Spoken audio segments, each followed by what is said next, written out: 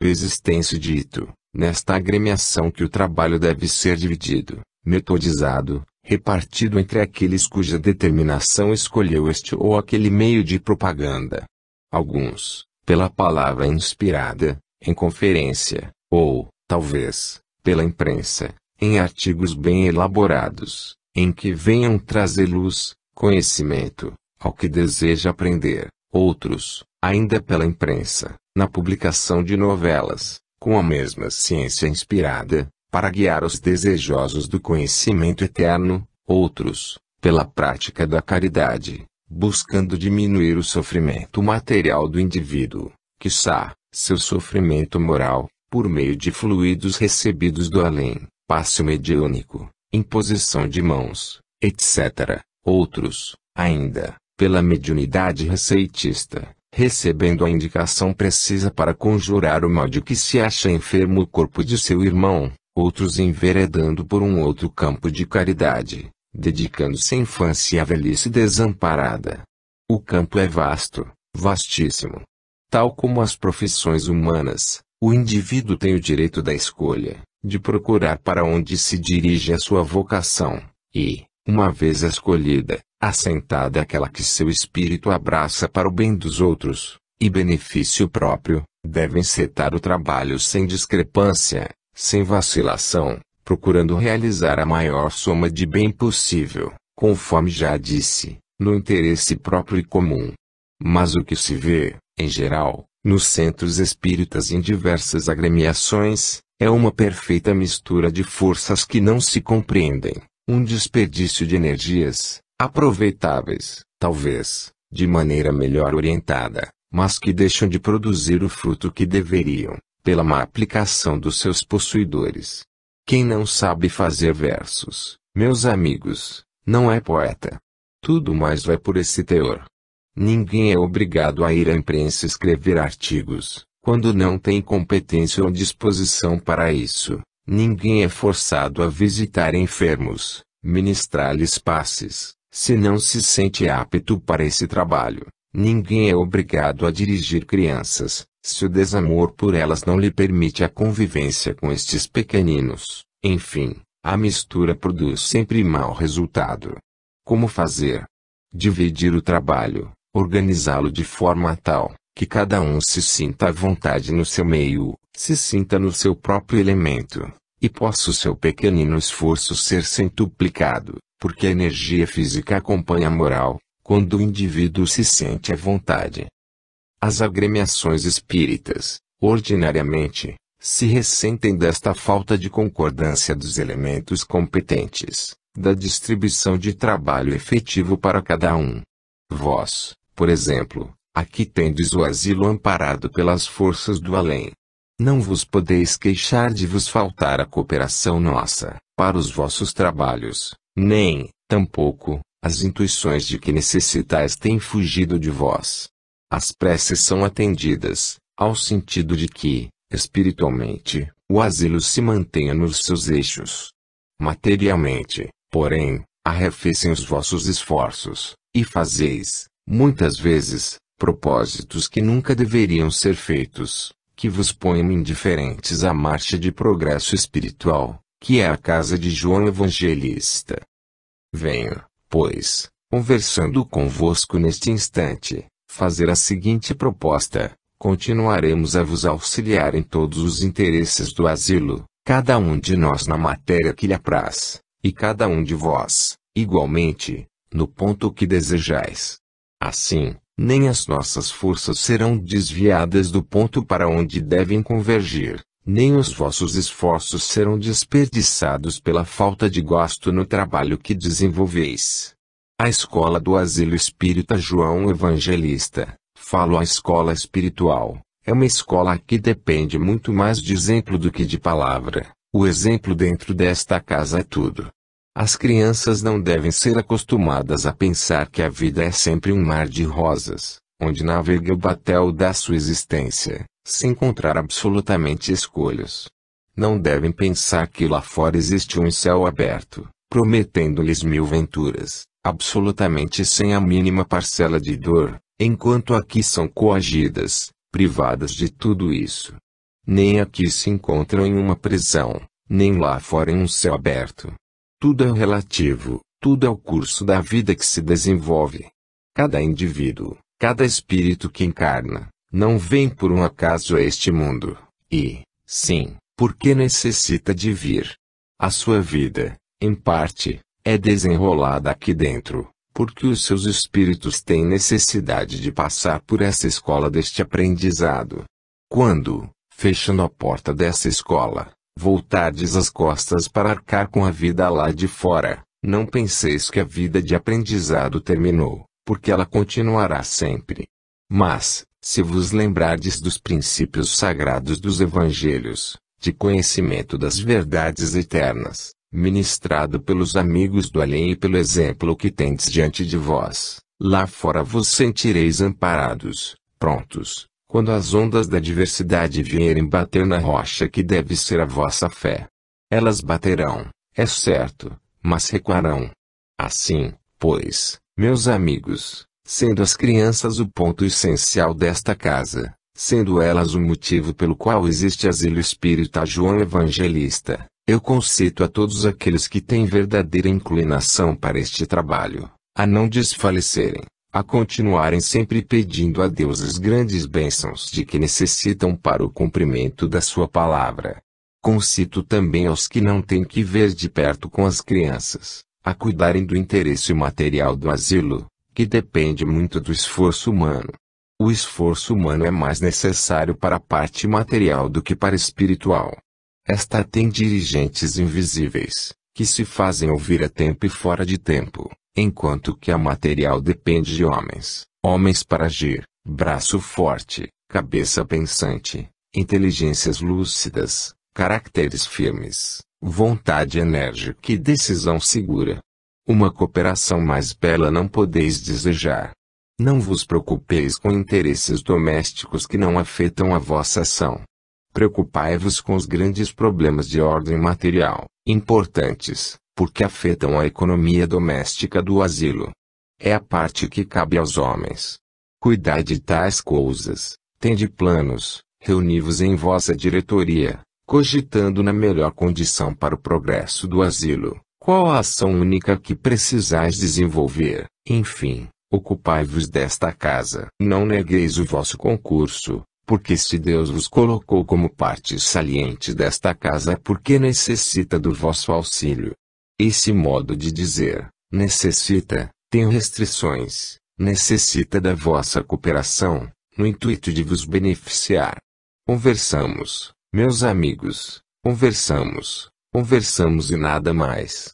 Conversamos sobre assuntos que interessam a casa, as crianças, a parte essencial do asilo, coisas que, bem compreendidas, impulsionarão para a frente os negócios do asilo, negócios que são justos, porque são a mola da vida material. Meus amigos, não devo me alongar muito neste assunto. Penso que já disse o suficiente para que compreendais que me interesso enormemente por esta casa, que tenho o meu espírito aqui preso, por laços de simpatia, que não pretendo dissolver, bem ao contrário disso, devo estreitar cada vez mais. Penso que tereis compreendido que o que me move é o interesse da casa, o seu progresso espiritual a nosso cargo, e o material aos vossos ombros. E eu entendo que essa colmeia prometedora de bem não pode desfalecer, porém necessita de criaturas coesas, fortes, capazes de arcar com as dificuldades que possam advir no futuro, sem arrefecimento, sem perda de energia, sempre em paz, em amizade, em mesura de trato, de compostura moral, e sempre com o amor de Cristo no coração. Peço ao meu Deus que vos guie em todos os vossos atos. E a surpresa. Viana de Carvalho. Em 3 de março de 1936. Vigiai e orai, Jesus. Meus amigos, meus prezados irmãos, Deus vos conceda a sua paz, a sua luz. Vós deveis saber, por experiência própria, quanto é aproveitoso o estudo de Espiritismo, quanto alenta a alma de conforto e ânimo, o conhecimento dessa doutrina que traz resposta a todo questionário, e oferece conforto, consolo, esperança aos seus crentes.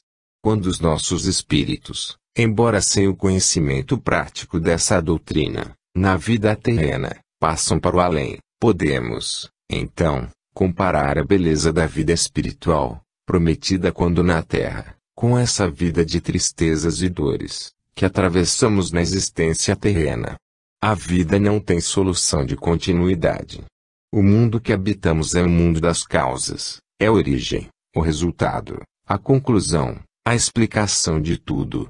A terra é a experiência, a luta, a labuta diária, a promessa do futuro. Meus amigos, não percais a coragem, tende ânimo, fortaleza e fé. Não desanimeis com as vossas cruzes, guardai, dentro da alma impoluta a vossa fé. Quantos, na terra suportam agraz dores, padecem tormentos da alma, firmes, resolutos, até que um choque maior do que aquele que ele chama seu infortúnio, vem de tal maneira abalar o seu organismo espiritual, que ele sucumbe à tentação, perdendo, por conseguinte, uma existência proveitosa, por um momento de reflexão. Que não aconteça isto a nenhum de vós. Lembrai-vos de que a palavra de Jesus foi: vigiai e orai, para que não caiais em tentação. Ninguém está livre de uma tentação forte. O sofrimento contínuo abate os nervos, enfraquece o espírito, relaxa as fibras nervosas e produz a insuficiência espiritual, porque, assim como a insuficiência física, para qualquer dos órgãos do corpo humano, se demonstra pela fraqueza, assim também a espiritual, que é aquela que decorre da falta de vigilância. Atentai sobre vós mesmos, meus amigos, tende cuidado para que a vossa fé não desfaleça. Que o sofrimento venha e seja aceito com todo carinho e amor. Mas vigiai, igualmente, os vossos corpos, para que não sejam eles a causa de que o espírito enfraqueça. Essas duas vidas têm de correr paralelas, espírito e matéria. Deus foi quem formou ambas. Se a matéria necessita de repouso, de tratamento, desse-lhe o que ela precisa. Se o espírito se encontra enfermo, socorra-se com a prece, o passe, o fluido, para que ele não venha a sucumbir. O inimigo da luz, o ser vivente da treva, está sempre atento, vigilante, para ganhar mais um para suas fileiras. E, quanto mais forte o crente espírita, mais desejo tem ele de chamá-lo para si. É por isso que, doirando a pílula, ele apresenta como remédio infalível para seus males, a porta aberta do suicídio.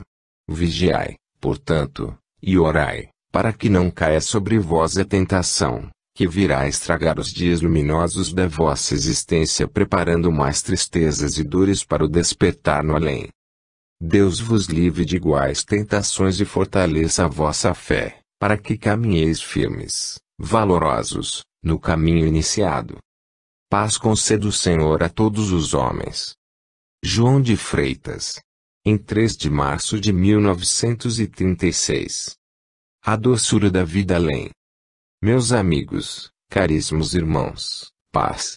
Quando o espírito humano fatigado das lutas terrenas, em contato com seus semelhantes na terra, cheio de dissabores, contrariedades, cansado desta luta constante entre o bem e o mal, procurando servir a Deus, e, sempre coagido pelo laço do invisível inferior, se sente atraído para Deus pela prece e, ao mesmo tempo, desanimado consigo mesmo, pela ineficácia do seu esforço. Quando o crente espírita se sente sobrecarregado de peso aparentemente superior às suas forças, que o esmaga, que o aterra e lhe faz esperar dias sombrios em vez de luminosos, é bom que, de vez em quando, nessas situações aflitivas, venha uma notícia alegre, boa, amparar esta criatura que desfalece ao peso da dor. É bom que o mensageiro do alto venha contar a vida que se passa no além, quando se é obediente às leis de Deus, quando se sabe tirar,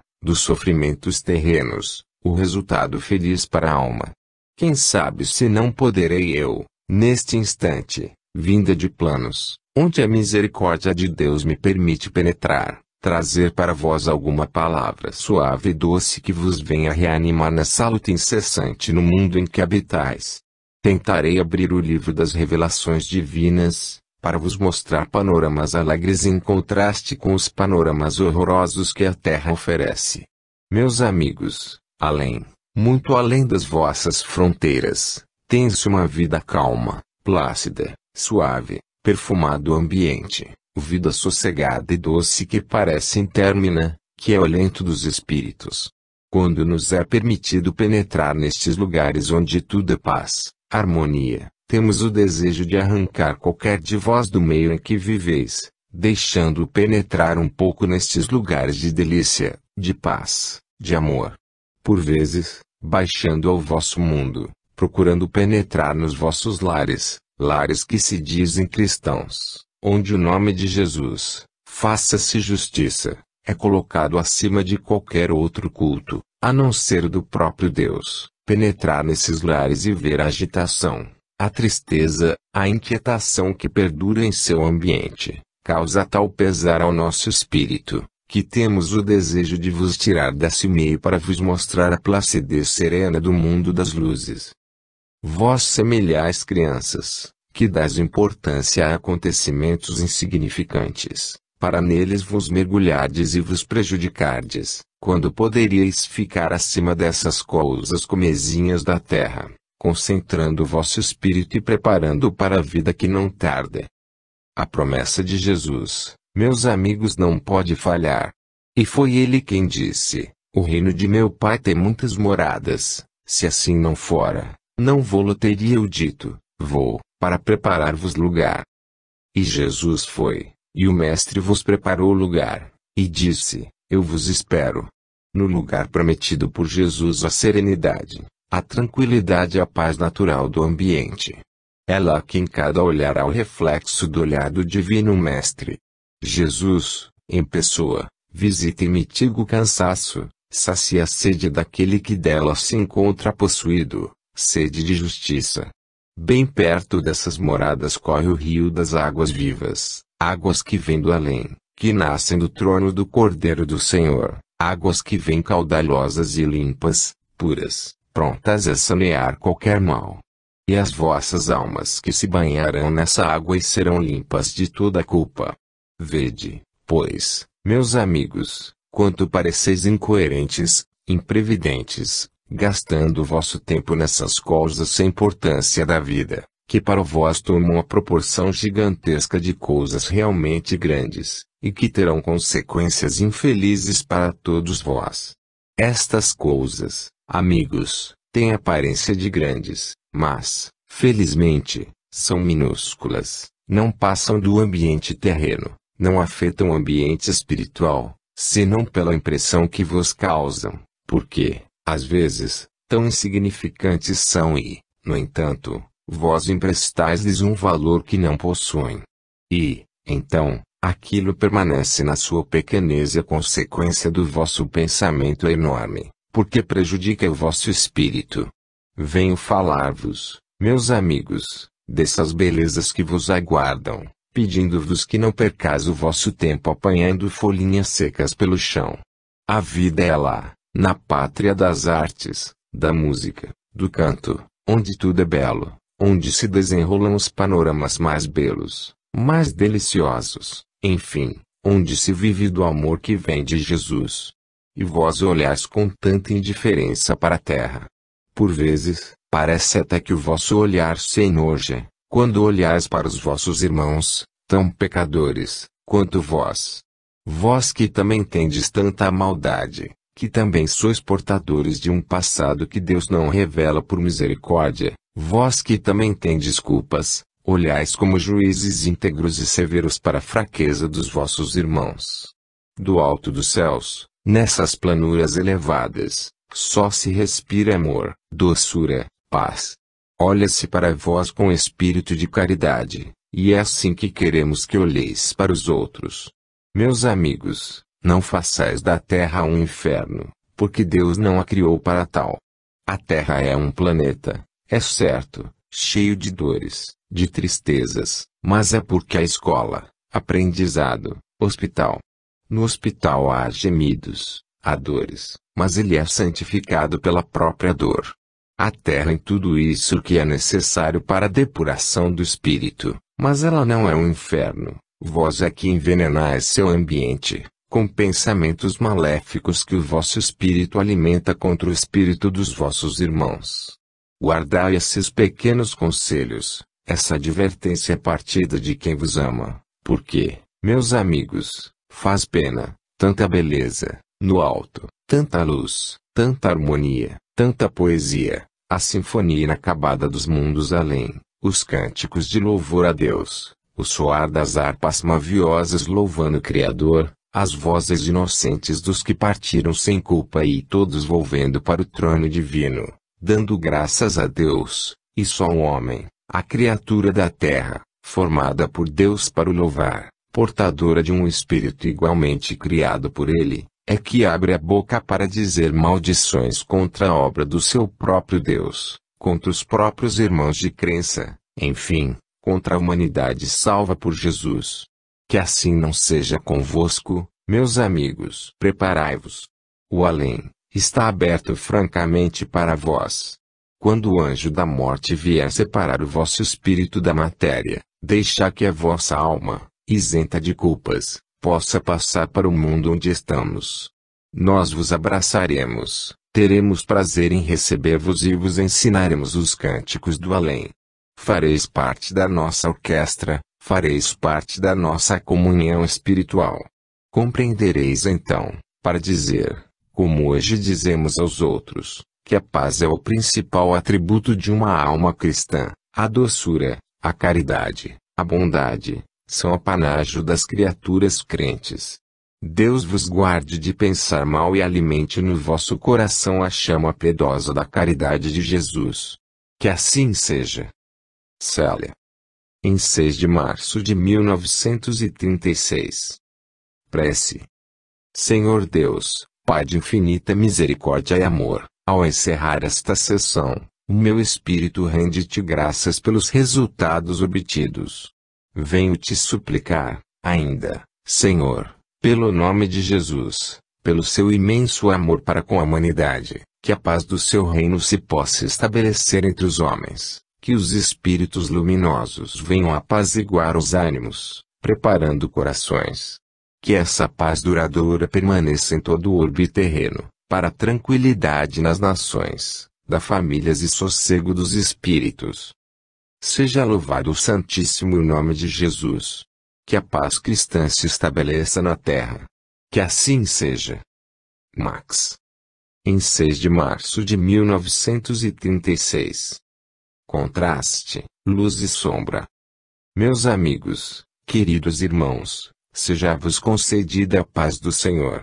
Não há muitos dias ecoaram neste recinto palavras animadoras aos crentes espíritas, lembrando-lhes a vida além campa, no mundo em que habitam os espíritos felizes, os que são obedientes às leis de Deus, que sabem amar a Jesus, e ao próximo como a si mesmos.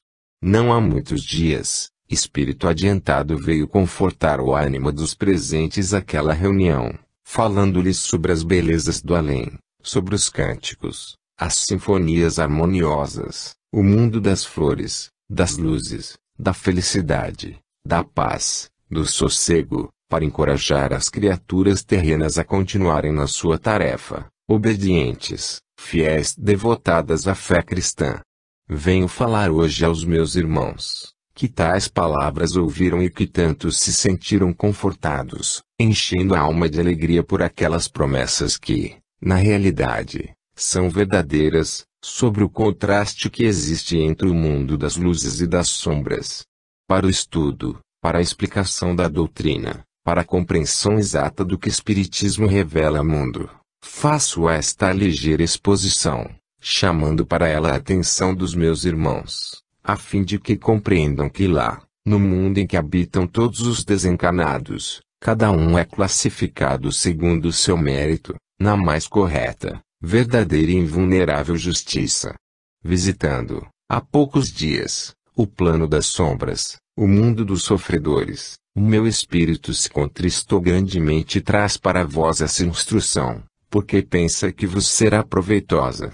Meus amigos, visitei a morada dos suicidas, dos seres que na terra se tornaram criminosos, pelo derramamento de sangue dos seus irmãos. Visitei os lugares onde moram os heróis da terra, homens sanguinários, que fizeram nome à custa do sangue alheio, da viuvez e da orfandade, que deixaram atrás de si. Visitei a morada desses heróis terrenos, e os vi cabisbaixos, dolorosamente feridos, pesarosos no fundo dos seus espíritos, pela mágoa que desenrolaram na terra, pelos rios de sangue que fizeram correr. Visitei os lugares onde vivem os que menosprezaram a tristeza dos seus irmãos, os que tripudiaram sobre a inocência, os que caluniaram, que não tiveram pejo de envergonhar os honestos, os que denunciaram pecados ocultos, enfim, todos os infelizes na terra, porque o homem que tais atos pratica é um infeliz. Venho-vos dizer,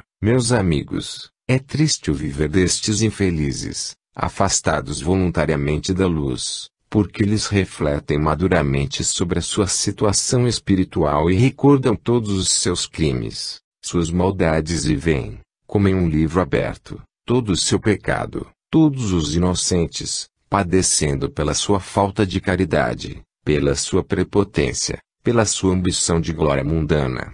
Eles padecem e esse padecimento é justo, ainda, uma benção do Senhor, porque desperta a sua sensibilidade e lhes desperta, igualmente, o desejo de resgate de tais crimes, para que mais tarde possam, voluntariamente, descer ao mundo das provas e resgatarem todas as suas dívidas.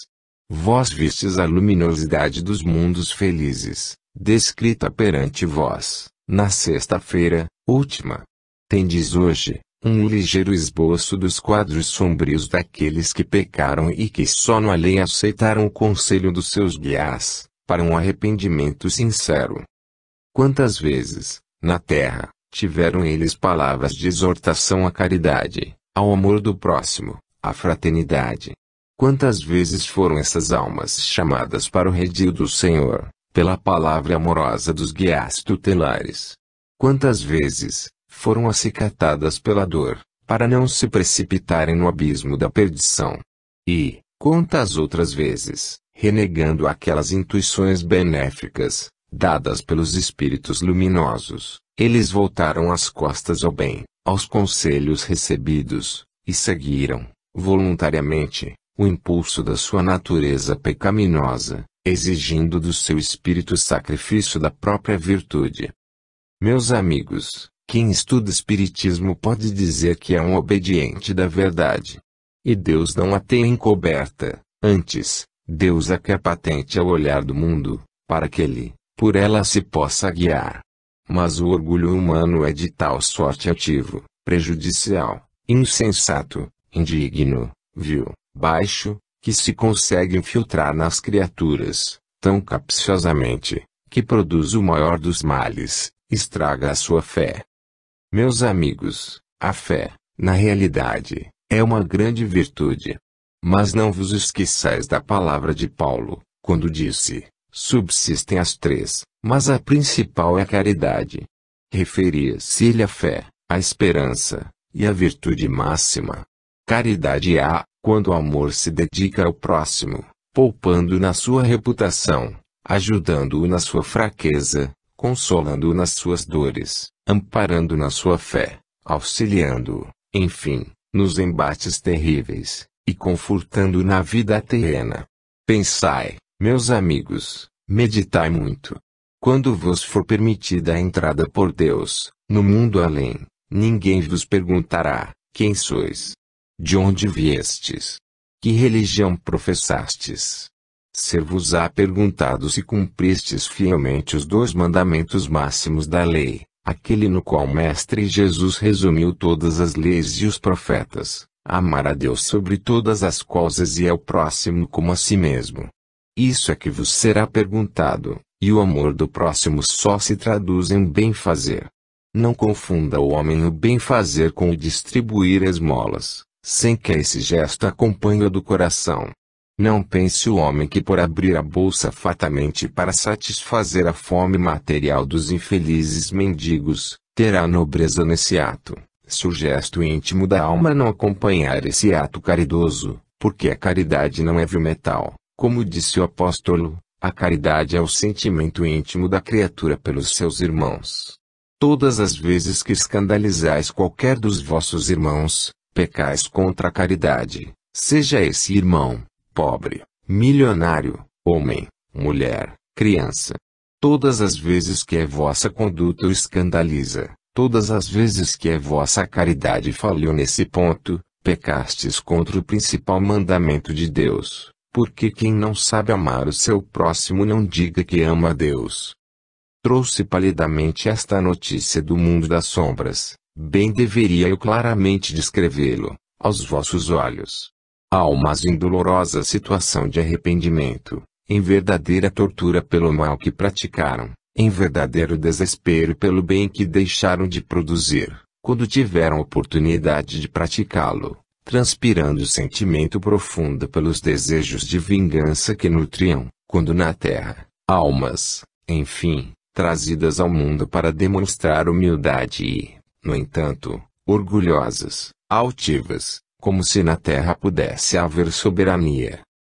Meus amigos e meus irmãos, meditai sobre as comunicações referentes ao mundo das alegrias, mas não vos esqueçais do mundo das sombras.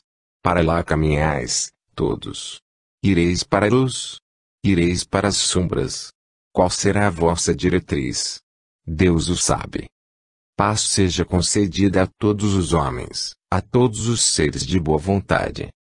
Jean-Marie Vianney, Curie DARS. Em 10 de março de 1936. Estudo sobre a vontade.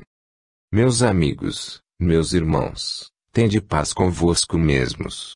Sempre que se medita sobre o Espiritismo adquire-se proveito para o nosso espírito, quer nos encontremos na carne encarcerados, quer estejamos livres no espaço. Há sempre proveito em estudar essa doutrina. Não penseis que apenas nas reuniões de terrenos estuda-se a verdade a respeito da vida eterna. Do outro lado da vida, onde moram os vossos irmãos desencarnados, também se estuda e se procura aprender, cada vez mais, no livro da vida eterna. Cada homem, cada espírito, deve se lembrar que a sua vontade rege o seu destino, cada ser é responsável pela direção que dá à sua vida. Quando digo a sua vida, refiro-me à vida eterna, à vida que não tem fim, porque, conforme já sabeis e deveis ter aprendido desde longo tempo, a vida na Terra nada mais é do que uma estação temporária, em que o espírito passa, colhendo experiências, fazendo um aprendizado terreno, para, depois, prestar contas deste estudo a si próprio e ao seu guia, na vida essencialmente espiritual. A vontade é uma das faculdades, talvez a mais poderosa, dos homens. A vontade em certas criaturas é indomável. Se ela se pudesse orientar sempre para o bem, cada criatura humana seria um atleta espiritual. A questão é fraca sob o ponto de vista material. A vontade, força poderosa, ultrapotente mesmo, sacrifica o eu espiritual do indivíduo. O homem, de tal forma tem o desejo de dominar, que se torna um déspota do seu próprio destino. Quando ele entende de sacrificar os outros, não percebe que é a si próprio que sacrifica. E a vontade, que deveria ser a força dominante do seu caráter, para o dirigir para o bem, bem ao contrário, o dirige para o caminho errado. Quando essa vontade o encaminha pela vida tortuosa do erro, dificilmente é possível afastá-lo desse caminho, para que enverede pela linha reta. Ela própria não o consegue. Vede, pois, meus amigos, quanto é necessário o homem orientar, disciplinar a sua vontade. Os livros espíritas aí estão, cheios de ensinamentos profundos, suportando o questionário, o mais exigente. As comunicações dos guias incessantemente veem abrir os olhos dos homens, as séries completas, que são maravilhas do mundo além, cada qual mais positiva, mais clara, mais explícita, apontando ao homem o rumo a seguir. Mas a vontade é indomável. E, quando a inteligência abraça e o coração aceita, a vontade repele todos esses ensinamentos, atirando o homem para a margem oposta. Vontade indisciplinada. Aqueles que dirigem crianças, no presente, devem se esforçar por orientá-las à vontade. Não se trata de sufocá-la, de atrofiá-la, esmagá-la com o peso de uma vontade mais prepotente. Não é disto que se cuida, trata-se de esclarecer a vontade, guiá-la, orientá-la e dar-lhe elemento para que a sua força seja construtora e não destruidora. Os que hoje são homens não tiveram, em pequeninos, esta orientação, com raras e honrosas exceções. Os pais, antigamente, em lugar de orientarem a vontade dos filhos, tratavam de subjugá-la. Aqui quem manda sou eu. E, sob esse lema de ordem positiva, intransigente, ninguém podia querer. A vontade mais poderosa, e, nem sempre a melhor orientada, era a única que queria. Não se discutia se pensava bem ou mal. Tal vontade tinha de ser cumprida. Assim viveram os pais, os reis, e o povo, carneiro submisso, de cabeça baixa suportar o peso das leis iníquas, sem um gemido, sem revolta. Era preciso haver um capaz de assassinar, para que se pudesse ver livre dessas criaturas más. Era preciso que surgisse um assassino, que viesse esmagar a realeza imperiosa do mundo. Hoje, a coisa é diferente, estuda-se e aprende-se. Por isto é bom ensinar, desde cedo, aqueles que têm de ensinar aos outros, que têm de ser mestres. Aprendam, porque, se não aprenderem, dificilmente ensinarão. A vontade é atributo divino, Deus incutiu no espírito, para que ela servisse de direção à criatura. Quando, porém, a vontade incipiente, não é bem orientada, pela própria inexperiência dos anos, necessário se faz que ela seja guiada, não imperiosamente, mas suave, firme e persistentemente. Os outros, aqueles que já estão no ocaso da vida e que não poderão talvez assimilar estes ensinos, devem, ao menos ter boa vontade em cultivar esses ensinamentos, dados, não por mim, que me sinto ainda espírito muito fraco para este fim, mas por aqueles que sabem mais, e por sua vez, me ensinaram. Eu transmito, meus amigos, e, como se diz em linguagem vulgar, o portador não merece pancada. Transmito o que recebo e desejo também executar. Assimilemos a verdade. A vossa vontade pode ser o guia da vossa vida, que vos conduzirá à porta da salvação, e pode ser também um verdadeiro desastre, quando a quiser desobedecer e ela não estiver pensando bem. Reflexão, leitura sã, vontade de obedecer e prece a Deus, para que a consciência desperte e aponte a vontade à linha que deve seguir. Quem assim proceder, colherá bom resultado na vida. E as crianças, minhas amigas, a quem estimo, a quem dedico particular afeição, aprendam, a teimosia, quando se erra, é grande prejuízo, porque errar todos erram, mas insistir, teimar é prejudicial, é sacrificar o espírito, naquilo que não dá proveito e sim prejuízo. A vossa vontade, minhas amiguinhas, deve ser orientada, dirigida, sempre, pelas comunicações lidas e ouvidas perante vós. Os preceitos aqui pronunciados aos vossos ouvidos são impressos para vossa reflexão. Aquilo que estiver contra esses ensinamentos, convém pôr de lado e obrigar a vontade a ser disciplinada no bem, no respeito às causas divinas e no amor que deve unir todas, como verdadeiras irmãs. Deus conceda a todos os presentes a sua santa benção. Que assim seja. Maria Luísa. Em 10 de março de 1936. Preparo antecipado.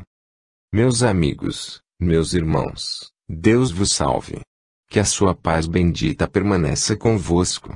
Aqui vos reunis, semanalmente, caros irmãos, para cuidar do benefício que podeis levar aos vossos irmãos do outro plano da vida. Aqui vos reunis, no intuito de lhes fazer bem, de lhes apontar a salvação pela promessa de Cristo, e abrir-lhes os olhos à luz da verdade. Cegos daqueles caminhos em que permanecem, muitas vezes tais espíritos vêm ao vosso meio, supondo-se ainda simples criaturas mortais, não compreendem a sua posição no além e é necessário a voz do seu irmão da terra para que possam compreender o que de fato são.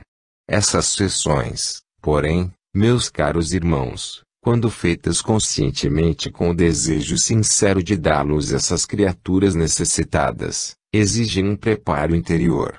Todo crente fervorosamente espírita sabe que estas sessões chamadas de caridade muito bem podem produzir ao espírito sofredor, ao espírito obsessor, ao espírito ignorante, ao espírito implorante. Igualmente sabe o crente espírita que da comunicação luminosa muitos ensinamentos podem vir para o seu próprio espírito. Mas tudo isto deve ser feito conscientemente, com o preparo devido, antecipado, a fim de que a presença do crente espírita seja uma utilidade numa sessão dessa natureza. Deveis proceder nas reuniões espirituais da forma por que procedeis nas reuniões sociais, em que o vosso corpo tende a parecer de conformidade com os costumes e decência.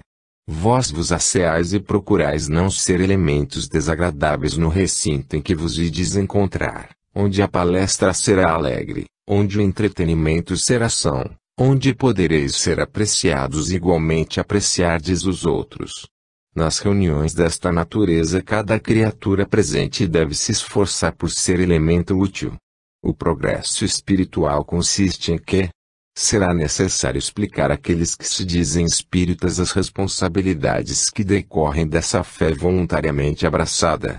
Como vindes para uma reunião desta ordem sem que o espírito esteja preparado para receber instruções, pelas quais por sua vez possa cooperar com aqueles que são tidos como seus irmãos ainda mais atrasados. Busque cada criatura dentro de si alguma coisa de bom para transmitir aos seus irmãos. Não será se enchendo de fé, de sentimentos pouco cristãos que alguém terá alguma coisa para dar aos outros. Será a posição daquele que, querendo dar um óbolo material para comprar um pão ao mendigo, encontra a algibeira vazia. Assim é a condição do crente espírita que, introduzindo o pensamento dentro da sua própria alma, não encontra uma esmola para o seu irmão. As sessões são de alto valor. É certo que ao doutrinador cabe grande responsabilidade, tem de conversar com o seu irmão inferior, na altura da sua inteligência. É preciso ministrar a dose do remédio espiritual de acordo com a fraqueza do pedinte. Mas é certo também que o ambiente bem formado, alimentado pelos pensamentos sãos do crente espírita, muito concorre para beneficiar os que vêm de cima. Vede, pois, meus caros amigos, que uma sessão desta ordem não é uma sessão de cinema. É uma sessão de responsabilidade, de real proveito, onde cada um deve se compenetrar da sua ação como espírita e orar, ter concentração, e buscar beneficiar pelo pensamento sofredor que se apresenta. O Asilo Espírita João Evangelista, instituição modelada sobre os princípios básicos do cristianismo, não pode descurar esta parte do seu trabalho. Enquanto se ministra a caridade ao ser humano, não se deve esquecer a caridade devida à criatura espiritual que amanhã todos vós tendes de ser também. O asilo exige dos seus assistentes a compostura devida no momento em que se trata de evangelizar uma criatura sofredora. A vossa presença é utilíssima. Vós deveis cooperar com os assistentes espirituais, vós deveis entreter o vosso pensamento em coisas sãs e lembrar-vos de Jesus, o Mestre Divino, que a ninguém recusou a esmola do seu olhar. E esse olhar era justo, era portador das mais ricas bênçãos. Vede, pois, meus amigos, que antes de penetrardes num recinto como este, deveis lavar o vosso espírito pelo fluido bendito de uma prece, entreter para com os vossos irmãos o sentimento de verdadeira fraternidade, perdoando injúrias, relevando fraquezas, entretendo essa corrente de amor fraterno que une os homens entre si e tão belos sentimentos inspira. Sede, pois, luminosos, porque luminoso é o vosso Pai que está no céu. Que a paz bendita do Cordeiro Imaculado do Senhor seja com todos vós nesta hora. Bianca. Permaneçam acesas as nossas lâmpadas. Deus seja louvado. Louvado seja o Santíssimo nome de Jesus. Amigos, irmãos, conservai impoluta a vossa fé. Ela é lâmpada a qual não deve jamais faltar o azeite, para que sua chama não amorteça. Sede como as virgens prudentes, que, ao esperar o esposo, tiveram cuidado de entornar azeite em seus vasos, para que não lhes faltasse a luz, enquanto as pouco prudentes, as virgens insensatas deixaram que se extinguisse o azeite das suas lâmpadas, e, quando o esposo veio, as encontrou às escuras. Tal é o símbolo da fé cristã. Das escrituras sagradas nada se perde, elas têm a sua significação, a sua interpretação salutar. O crente espírita que não vigia a sua fé assemelha-se à virgem insensata. O que toma cuidado de não afrouxar a chama da sua lâmpada, este, semelha-se à virgem prudente, que esperou o esposo prevenida. Meus amigos, como prevenir o último dia da existência, se Deus a ninguém avisa? Como pode a criatura humana saber que o anjo da morte vem arrebatá-la àquela hora, para transportar ao mundo infinito? Como saber o dia, a hora exata em que o corpo baixará à sepultura e o espírito selará as paragens infinitas? É por essa razão, por essa ignorância, em que Deus conserva misericordiosamente o homem, que se deve ter vigilância constante consigo próprio, para que não aconteça ser tomado de surpresa e permanecer o espírito na dúvida se está na terra ou no espaço. Para as criaturas espíritas, que se dedicam ao estudo sistemático da doutrina e que fazem questão em cumprir o mandamento, amar a Deus sobre todas as coisas e ao próximo como a si mesmo, não é fácil esse constrangimento, bem ao contrário, quem se ocupa das coisas divinas, quem pensa no dia em que a morte vem e o leve para a verdadeira vida, tem material suficiente para não ser apanhado de surpresa. Mas o ponto essencial é que o crente espírita não vigia suficientemente a sua alma e se mergulha muitas vezes no charco das imundícies terrenas, prejudicando este acordar depois da morte. O homem espírita não tem desculpa de não compreender as verdades eternas, porque elas são trazidas constantemente à barra das sessões. As intuições que lhes são dadas são trazidas por nós, que procuramos constantemente abrir-lhes os olhos para o perigo que há em deixarem as suas lâmpadas apagadas. Direis vós, como trarei a lâmpada sempre acesa? Onde buscar esse azeite para reabastecê-la, todas as vezes que ameaçar extinguir-se? Como? Sabendo, meus irmãos, minhas irmãs, quem quer que sejais, que as palavras do Evangelho são espírito e vida. Que aqueles que abraçam a doutrina cristã e não executam o mandado do seu mestre, semelham-se ao que tem a sua lâmpada a extinguir-se e não lhe renova o azeite. Vós vos colocais em situações tais, dentro de espiritismo, que preparais um despertar angustioso para a vossa alma. Colocai-vos, em face da doutrina, em situação perigosa, para esse despertar. Quereis aliar dois interesses que não podem, em absoluto, serem aliados: o interesse material, egoísta dos vossos planos tenebrosos, do vosso mal pensar, com as coisas divinas do além. É necessário que a alma esteja treinada na vida, no caminho direito da verdade, da justiça, para poder despertar no além em plena luz. Não é possível conciliar sentimentos baixos, inferiores, com sentimentos elevados, altruísticos. Graças a Deus, vós tendes na terra ainda quem pensa acima das nuvens. A tendência do homem é sempre pensar no inferior, interpretar o que é baixo, vil. A beleza do espírito é muito superior à beleza da matéria. A matéria tem pureza, é incontestável, mas o homem é quem se encarrega de colocar essa beleza material que Deus lhe concede abaixo das coisas ínfimas da terra. As suas almas se chafurdam, seus espíritos se contaminam no vício, e, depois, querem despertar no além, limpos de culpa. Não, meus amigos. As lâmpadas estão convosco, tratai de enchê-las de azeite, para que a sua luz possa brilhar. Não será enchendo-vos de pensamentos ignóbeis, de atrações maléficas que ireis ilustrar o vosso dia último.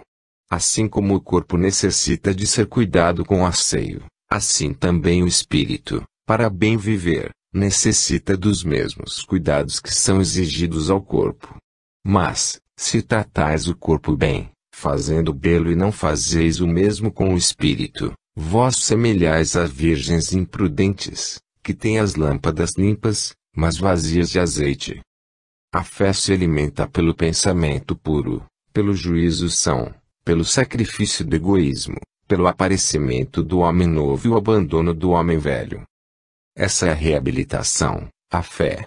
Não digais, portanto, que tendes fé, quando essa fé não modifica o ato mau. Não digais que tendes fé, quando ela não sacrifica os pecados egoístas, quando não estáis dispostos a viver vida evangélica, dando o exemplo vivo da verdadeira fé. Crentes espíritas, vivei evangelicamente uns com os outros. Deus vos guie. Sarto. Em 13 de março de 1936. Esperança. Meus amigos, meus prezados irmãos, não tenho estado esquecida de vós. Bem ao contrário disto, meu espírito tem estado constantemente trabalhando, no sentido de vos fazer algum bem. Como sabeis, o bem pode ser para o espírito e para o corpo. Para o espírito, fornecendo-lhe a energia de que necessita para encarar as causas da vida, a fim de que ele possa resistir às exigências do espírito, até que Deus lhe dê outro destino. Meus amigos, uma causa que acompanha o espírito do homem até o último instante da sua existência terrena. Essa virtude, esse alento, o acompanha o além-túmulo, quando já espírito desencanado, a esperança. Muito se tem falado sobre a fé, alicerce inamovível dos cristãos. Muito se tem dito sobre a caridade, virtude por excelência, como bem disse o grande apóstolo, mas a esperança, meus amigos, constitui, por si só, um tema vastíssimo, para que um espírito adiantado possa sobre ele discorrer, sem fantasia. A esperança acompanha a criatura humana, desde que tenha uso da razão até o pôr do sol da sua vida, até que a velhice venha empolgar o seu corpo, ao quebrando-o, tornando-o curvo, como que em busca da terra, que o há de receber, até o limiar da outra vida. A esperança está sempre bruxuleando, como lâmpada que não se quer apagar, para iluminá-lo, confortando-o, animando-o, dando coragem à criatura. Meus amigos, a esperança não deve vos abandonar.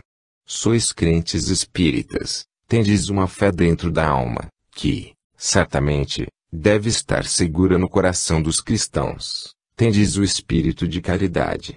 Bastas vezes se tem explicado aqui que dar esmolas não é ser caridoso e sim, ter pensamento de caridade para com os outros.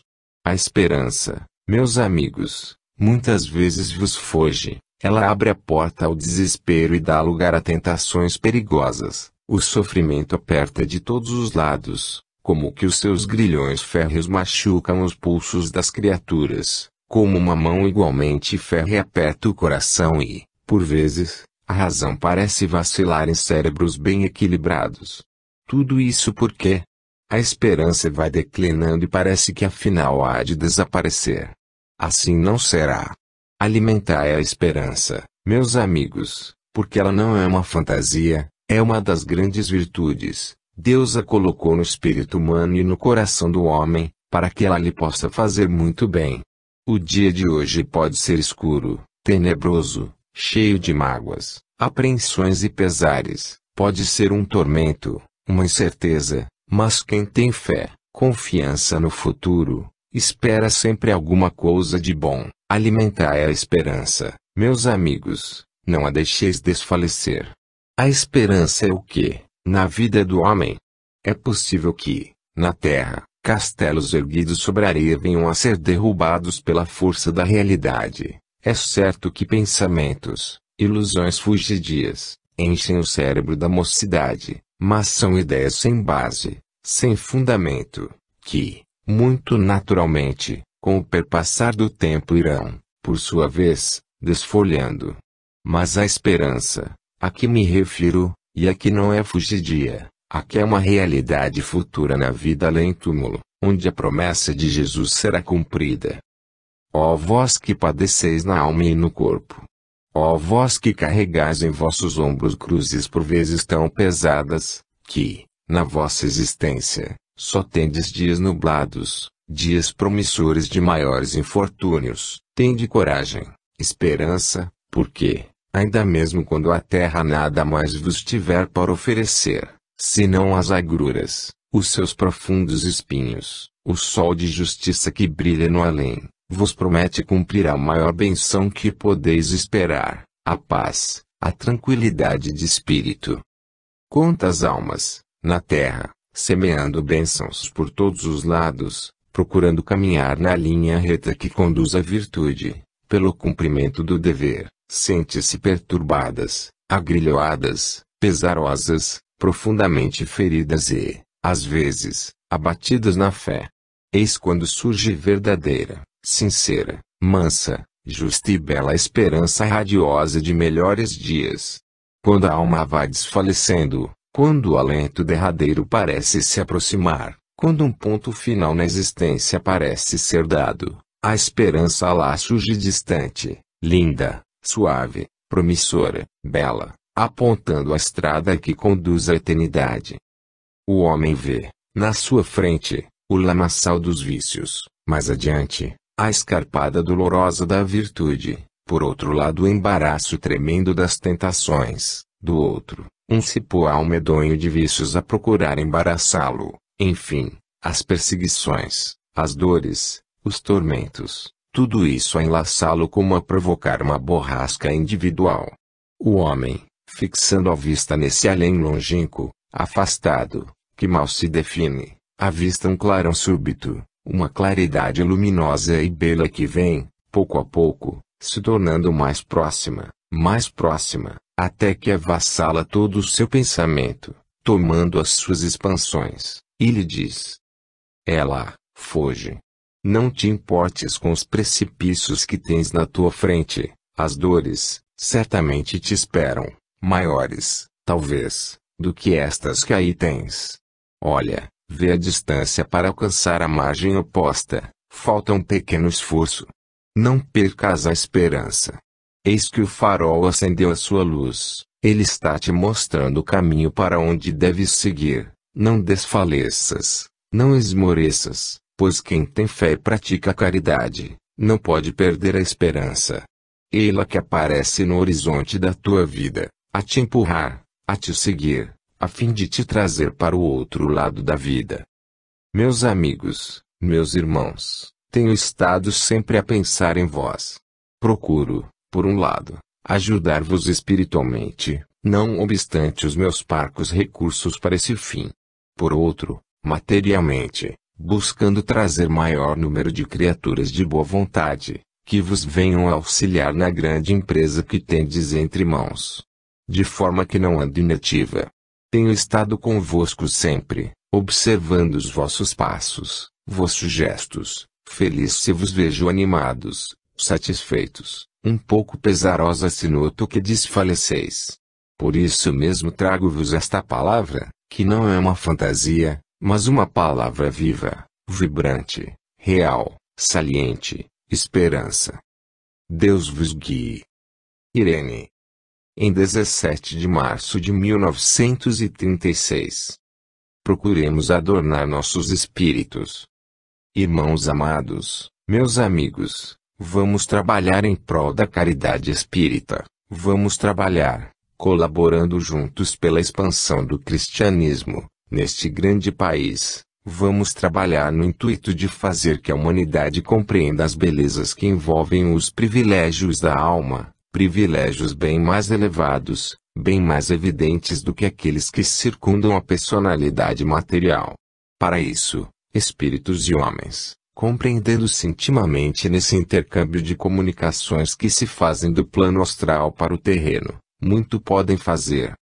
É necessário que todos aqueles que já gozam o benefício que a fé lhes concede, procurem levar ao seu semelhante igual conforto, igual misericórdia. É necessário que os doentes da alma, ou do corpo compreendam que acima da ciência humana paira a ciência do Altíssimo.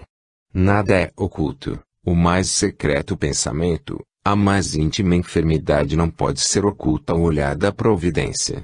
Se aprover a Jesus, o médico das almas, sarar este ou aquele enfermo, ele o fará. Se, porém, nos decretos divinos estiver escrito